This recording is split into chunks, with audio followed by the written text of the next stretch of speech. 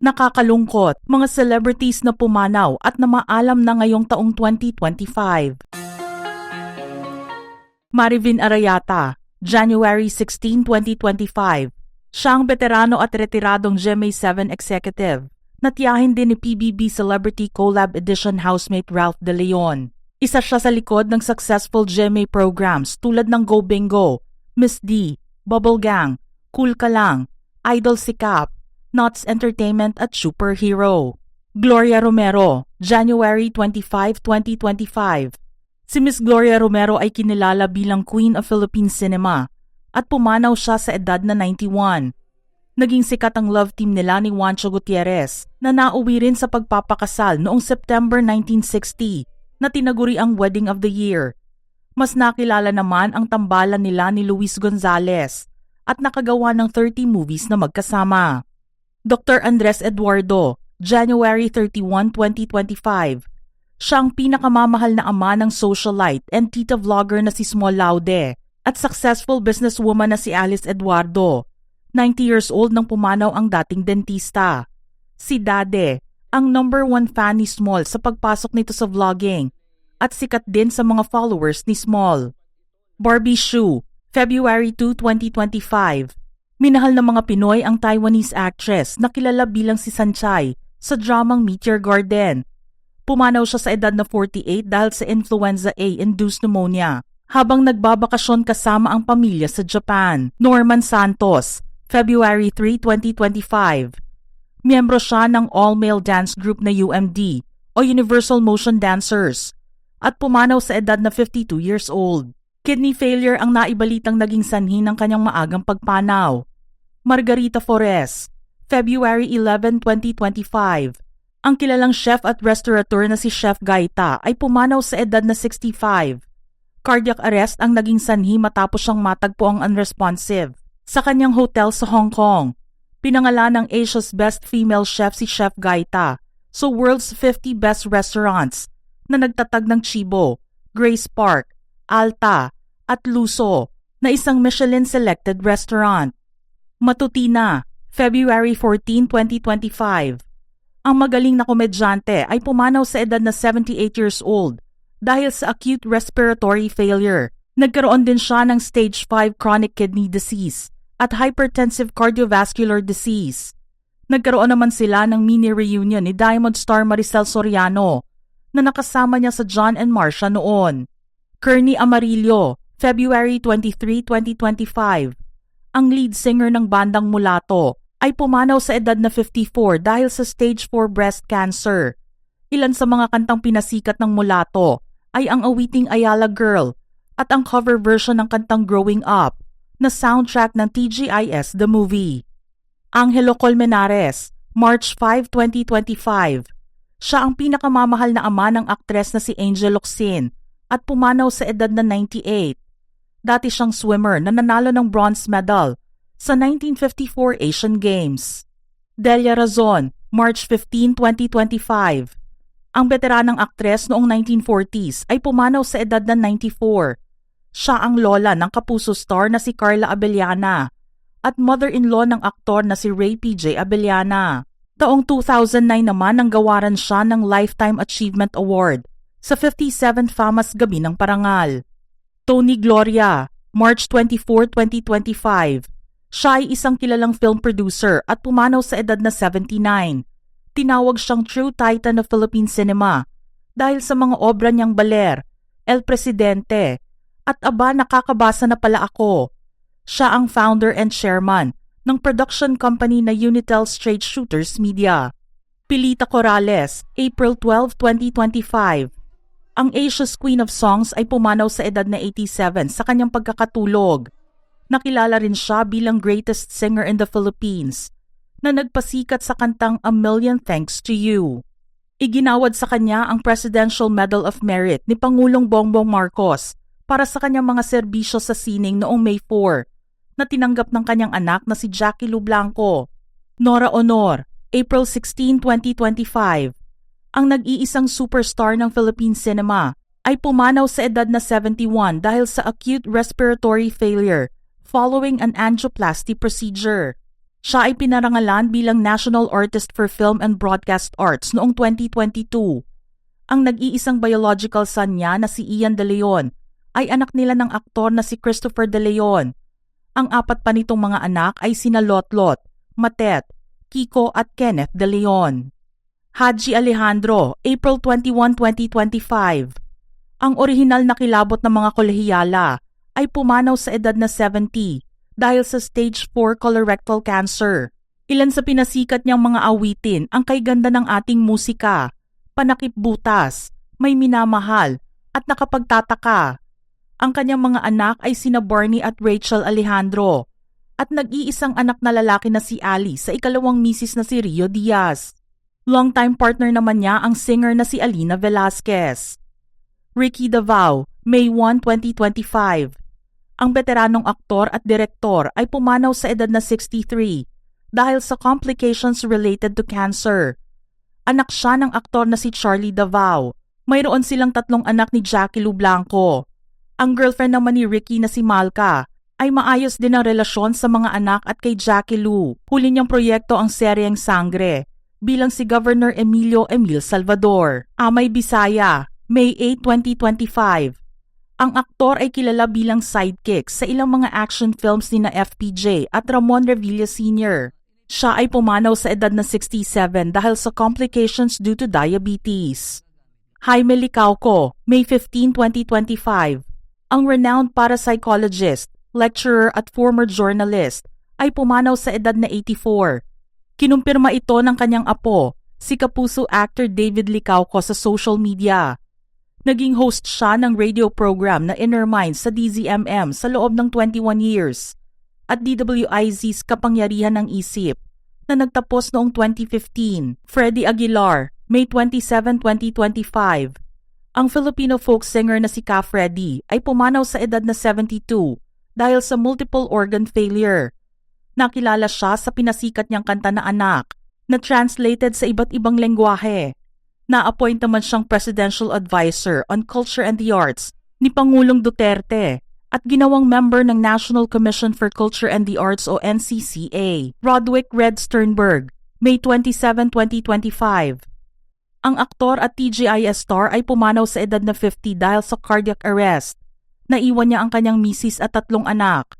Nakakalungkot nga dahil excited pa naman siya sa reunion ng TGIS na gagawin ngayong taon para sa 30 years ng programa. Kokoy Laurel, June 14, 2025. Pumanaw sa edad na 72 ang magaling na artista at singer dahil sa cardiac arrest arising from multiple organ failure. Naging sikat si Kokoy dahil sa love team nila ni Nora Honor. Siya ang anak ng dating ikalawang Pangulo ng Pilipinas na si Salvador Doy Laurel at theater actress na si Celia Diaz. Kapatid niya ang singer na si Iwi Laurel at pamangkin ang mga singers at artista na sina Franco at Denise Laurel. Mommy Karing Seguera, June 27, 2025. Ang sikat na mommy ng dating child star at magaling na singer at direktor na si Ice Seguera ay pumanaw din ngayong taon. Ikinalungkot ni Ice ang pangyayaring ito dahil malapit siya sa kanyang ina na mula noong siya ay aktibo sa pag-aartista ay kasama niya sa mga taping at shooting. Lolit Solis, July 3, 2025. Ang kilalang talent manager ay pumanaw sa edad na 78 dahil sa heart attack. Ilan sa mga hinawakan niya bilang manager ay sina Lorna Tolentino at Gabby Concepcion. Taong 2022 nang ma-ospital siya at kinalaunan ay ibinahagi na siya ay regular na sumasailalim sa dialysis. Unforgettable naman ang nangyaring 1994 Manila Film Festival scam na tinawag niyang major life lesson. Fritz Infante, July 21, 2025. Pumanaw ang veteranong direktor at aktor sa edad na 84. Hindi nabanggit ang sanhi nito pero sinimulan ang isang GoFundMe campaign para sa kanyang medical needs. Kilala siya sa pagdidirect ng 1980s variety show na The Penthouse Live ni na Martin Rivera at Pops Fernandez at Keep on Dancing ni Charlene Gonzalez. Bayani Casimiro Jr., July 25, 2025. Pumanaw sa edad na 57 ang nag-iisang kilala sa showbiz bilang si Prinsipe K ng OK Cafe Rico ni Vic Soto at Ice Seguera. Nakilala siya at amang si Bayani Casimiro Sr. sa galing sa pag-tap dance. Mahal man niya ang showbiz, mas nag-focus na lang siya sa graphic design. Direk Francis June Posadas, August 12, 2025. Ang magaling na direktor at scriptwriter ay pumanaw sa edad na 76 dahil sa atake sa puso.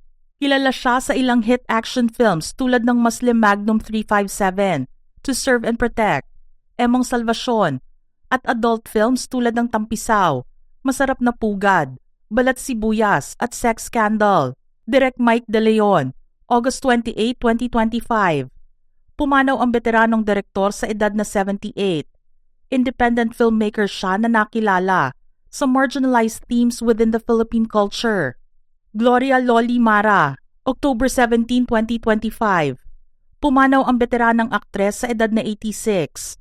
Nagawa niya ang pelikulang Biktima, Dinampot Ka Lang sa Putik, Forevermore, at seryeng Be Careful with My Heart at Kambal Karibal.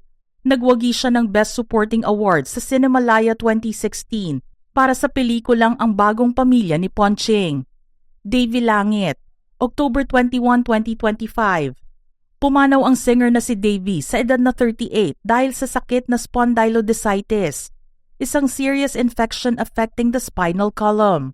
Eman Atienza, October 22, 2025. Pumanaw ang content creator at bunsong anak ni Kuya Kim Atienza sa edad na 19. Matagal siyang nakipaglaban sa kanyang mental health condition, ngunit hindi rin niya ito napagtagumpayan. Ana Feliciano, October 23, 2025. Pumanaw ang kilalang dancer at choreographer ng Solid Gold Dancer at ASF Dancer sa edad na 66 dahil sa atake sa puso. Louie Reyes, October 25, 2025. Ang OPM at jazz singer ay pumanaw sa edad na 68 ayon sa balita dahil sa ovarian cancer. Siya ay naging parte ng singing group na The New Minstrels, co-founded ng kanyang asawa na si Cesar de la Fuente.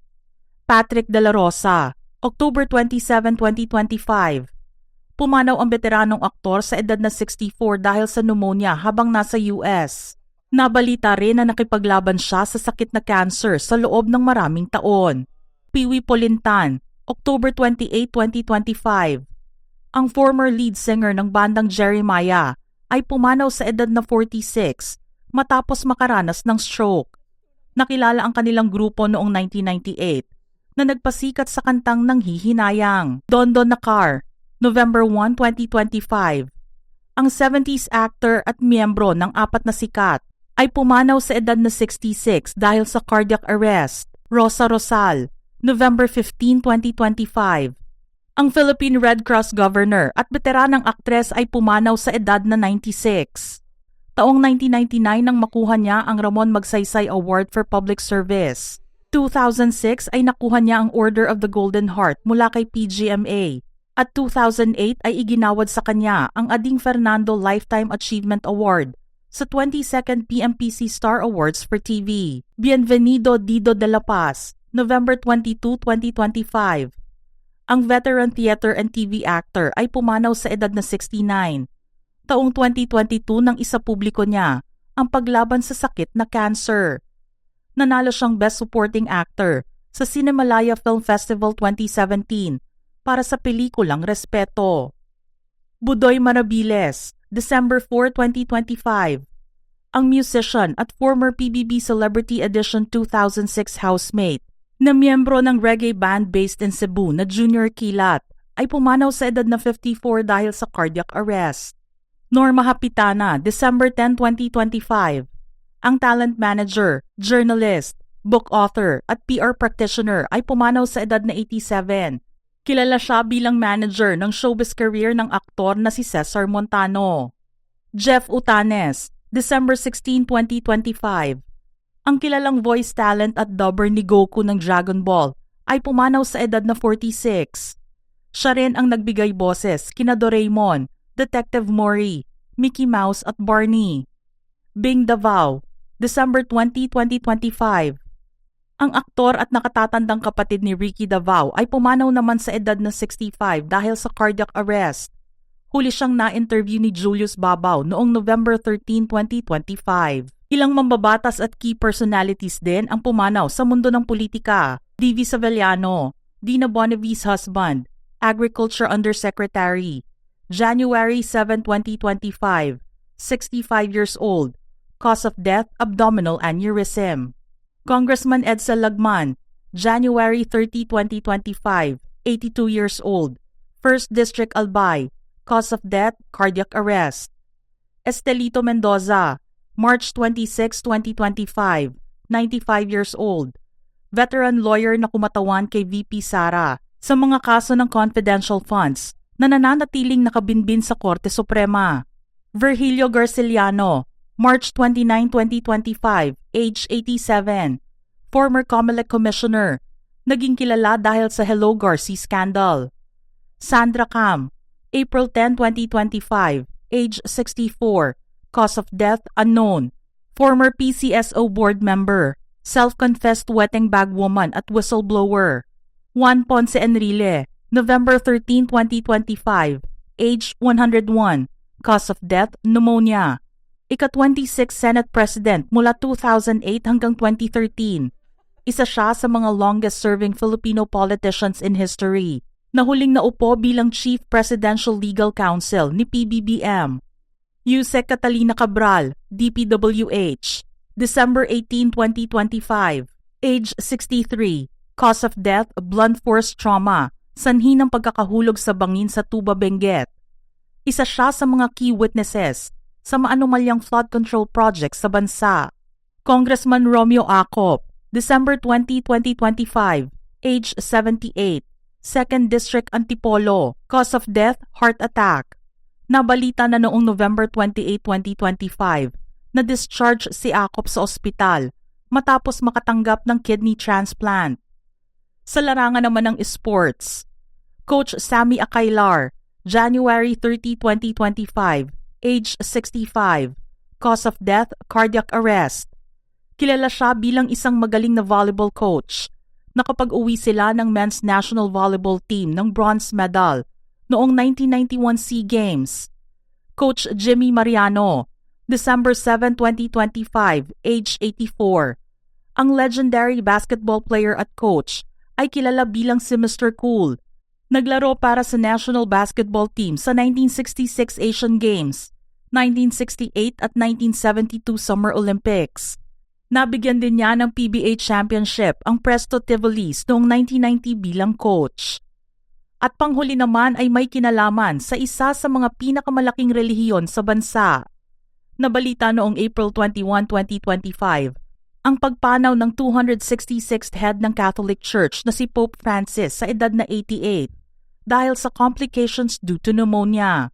Bago naman ito mangyari, naibigay pa niya ang kanyang Urbi et Orbi to the city and the world blessing sa huli na pala niyang appearance sa celebration ng Easter Sunday. Mga ka-showbiz peeps, anong masasabi niyo rito? Share your thoughts in the comments section below.